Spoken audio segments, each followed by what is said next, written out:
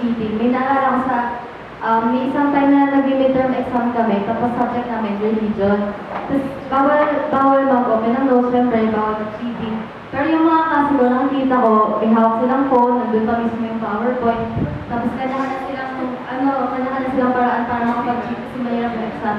Pero pinanindigan ko na hindi ako mag-cheat kasi alam ko yun yung tama. Tapos may isang time na may pinost ako about honesty. Parang tinamaan sila, nag-guilty sila sa ginawa nila. So parang hindi na nila ako pinapansin sa classroom, so parang lumala, nag-bully na ako sa classroom. Pero ako, kahit ano mangyari, bahala na, kahit wala ako kaibigan ng si Lord, okay lang yan. Tapos, yung tao ngayon na nasa tabi ko na nakita ko nag-cheat, kabatch ko siya, pero ngayon graduate na ako, pero sa parang delay pa rin siya. Hindi ako nag-celebrate na hindi siya nakagraduate. Pero ang sinasabi ko, kung alam natin talaga kung ano yung tama, hindi tayo pababayaan ni Lord and i-bless na talaga tayo ng mabuti.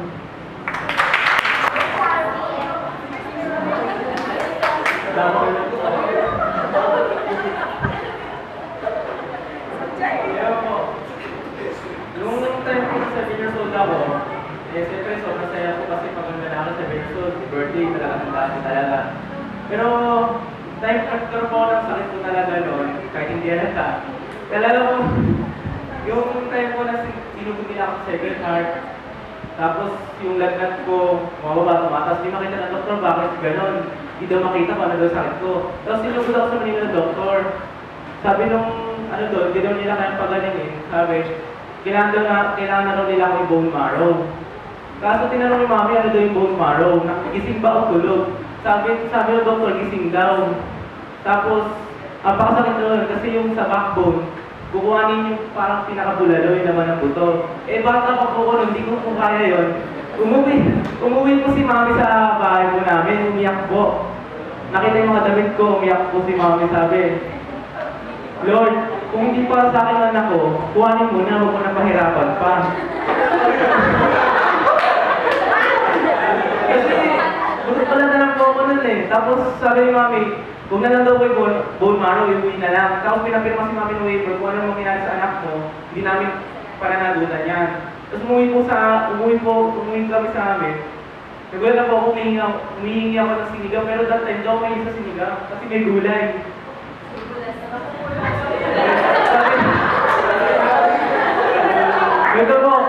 Ito po, tapos sabi ni mami, ate, luto ko ng sinigang, baka huling hiling na daw. Tapos ininom ko yung sinigang, inubos ko, kinabukasan po, lahat ng tubig, lahat ng pinapawisan ko, dami, basang-basa yung kama.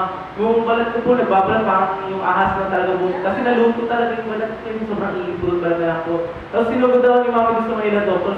Sabi ng doktor, ano daw nangyari, ano daw ginawa, hindi mami. Yung itinayin na daw ng sinigang, tapos sabi ni mami, miracle daw. Sabi ng doktor, sabi ni mami, lagi sinasabi niya sa mga kaibigan niya, kapag sinurrender mo na talaga kay God yung lahat-lahat, siya mismo gagawa. Tapos yun, sabi ng doktor, miracle daw na, kasi 8 buwan po ako sa hospital noon. Yun, tapos yun, ngayon po, medyo healthy na po, nakasurvive na, kaya parang second life ko na po talaga. Sa akin po nangyari last week lang po. Kasi nung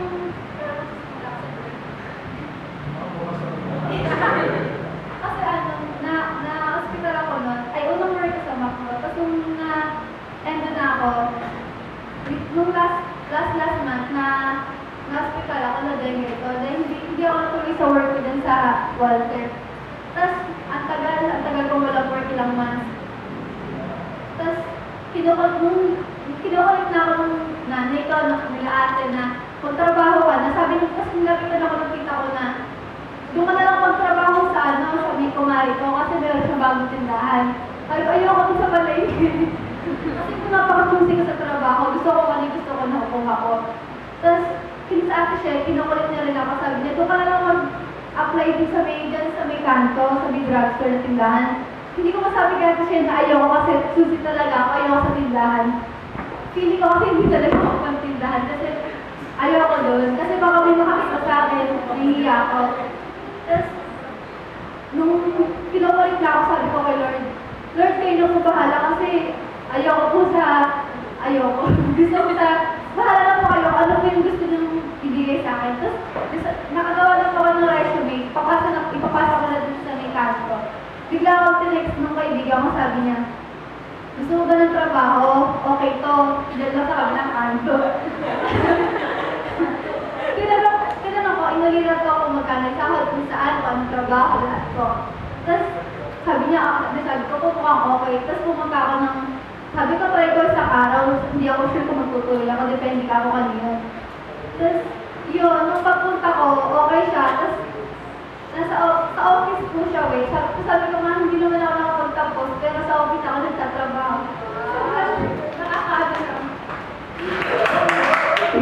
So, hindi after yun po. Ako nangyari lang yung sobrang laki ng mirror sa akin class exam namin recently kasi nag-take ako ng final papers sa school para, ayun kasi indicator either pag-graduate or hindi. Or kaya naman, pag di mo na pa sa'yo, mag-retake na ulit. So imagine 5 years yung inaral namin sa school, tapos in just one exam, pwede mawala lahat. Tapos nung nag-exam kami, sabi ko sa sarili ko, hindi ko titignan yung result kada exam. Kasi kada subject, lumalabas yung result agad-agad. So parang ma-assess mo yung sarili mo, nasan ka na. Eh hindi rin ako makatiis, tinignan ko yung mga grades ko. As in, sobrang ano lang, sobrang, yung parang pinapasalan na yung mga namalaman. Yung sobrang, hirap talaga ako. Kasi nangyari nun, sinabi ko sa sarili ko, 2 weeks bago yung exam, mag-review ko. Kaya lang, ewan ko ba si Lord medyo makulit, sabi niya sa akin, di alam kung madal ka ng CLC, kung madal ka ng everyday prayer, kaya ka naman si ate, gano'n. Tapos parang sabi ko, uwi ako sa bayan ng oras na, hindi na ako nakakapag-review, nakakatulog na lang ako. Pero knowing na ilang days na lang mag-exam na kami. Pero nung nagbumalabas sa exam, umano na yung mukha ko. Sabi ko, papasaraw ba ako? Ito yung tsura ng grades ko. Tapos, nung last exam, yun na lang yung pagkakataon ko, last subject. Sabi ko sa sabi ko, Lord, 80 lang, please, 80 lang ko. Tapos, pakakapasa ko. Kasi grade lower than 80, hindi na ako papasa. Tapos, sa sobrang kama ko, hindi ako nakakain ng lunch. So, wala, gutom na ako, wala akong pasok sa isip ko.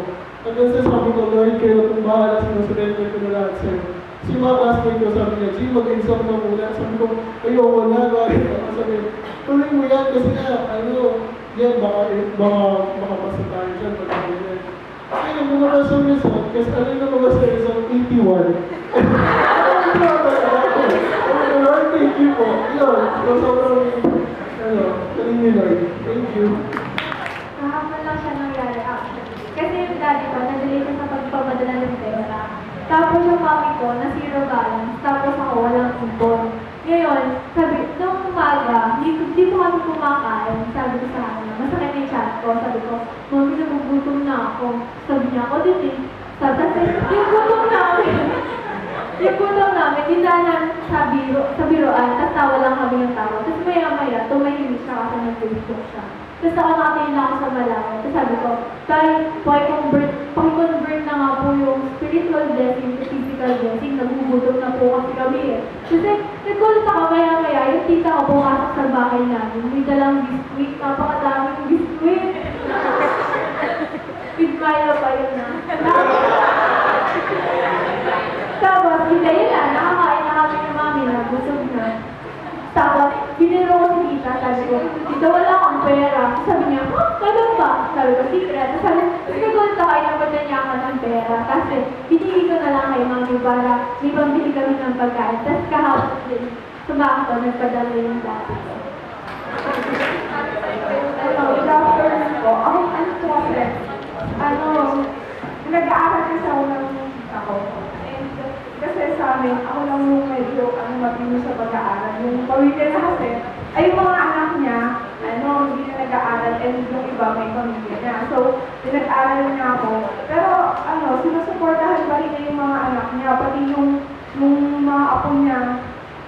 Yung apo niya, sinusuportahan din niya. And then yun, tapos naisip ko na, paano pag naghihirap na yung tita ko, so sino na magpapaaral sa akin? Kahit na scholar ako sa school namin, may mga binabayaran pa yung mga other fees. Kung saan, hindi rin kasi sapat yung kinikita ng pamilya ko. So, yun nga, pinag-aaral ako ng tita ko. So, inisip ko na sana, nag-apply ako ng scholarship po sa CHED. Hindi ko po yun kay God na sana po, ipasa niya ako sa scholarship na yun. And then one day po, may nag-text po sa akin na, ayun nga po, pasado araw po ako dun sa CHED scholarship po. And then, nung natanggap ko na yung pera, and then, nagkaroon na ng mga paghihirap dun sa kita ko, and then, naghihirap na siya. Yun po. And ngayon, ako na lang po yung gumagastos sa sarili ko. Ako na rin po yung sa pag-aaral ko, ako na po. And then yun, ang kinakatakot ko lang po is, sana huwag po ako mawala ng scholarship po. Share ko lang po na nung nag-work pa ako. First work ko sa McDo. Si last year, naisipan ko parang sabi ko, gusto ko ma-experience na mag-work. Then, natanggap ako sa McDonald's LA.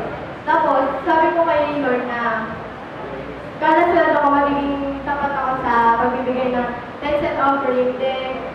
Then kada makuha ko yung sweldo ko, tinatabi ko na yung pang-time and offering ko, then pati yung pang-building fund ko. Nilalagay ko na cover siya sa sobra para di na ako matukso na gastusin. Then kapag naitabi ko na yung pang-time and offering ko, nag-aabot din ako ng pera kay mama para pandagdag sa mga pang-gastos namin gano'n. Tapos yun, kada rin kasi maubos ko na yung sweldo ko, si mama din na nagbibigay sa akin ng pamasahe ko araw-araw kapag may duty ako kaya may pasok sa school. Then kada pagkasahod ko ulit, babayaran ko naman siya ng mga binigay niya sa akin. Lagi kami nagtutusan kung magkano yung binibigay niya sa akin. Kaya, kunwari, awat ng mga 500, 800, gano'n. Inabot ko sa kanya ng buong buo. Then, ang share ko lang yung, di ba kami mga cashier, pagka na-short or over, kinakatas sa mga crew yung na-short nila sa sahod. Yung mga ka-crew ko, nasi-short sila ng mga hundreds, thousands, gano'n. Then ako, sa time na pagtatrabaho ko, minsan di ako na-short ng 100 patas or 1,000. Parang na-realize ko na, sabi nga na kapag tapat ka talaga kayo, hindi ka niya papabayad. Kasi syempre, kapag halimbawa na na-short ka ng mga 1,000, gano'n, tapos ikakanta sa sahod ko, syempre parang ang laking kawalan sa'yo na parang nagtrabaho ka lang sa wala. Then kapag, di ba work student din ako, kada buwan, problema kami ng pambayad ng tuition. Then, wala, yung sahod ko parang sakto lang sa mga gastusin namin araw-araw. Then, buti na lang may promissory note. Kaya kada buwan, nagpo-promi ako, kaya nakakapag-exam ako. Then, ngayon, wala na akong work, pero may business na kami. Yun lang po, thank you.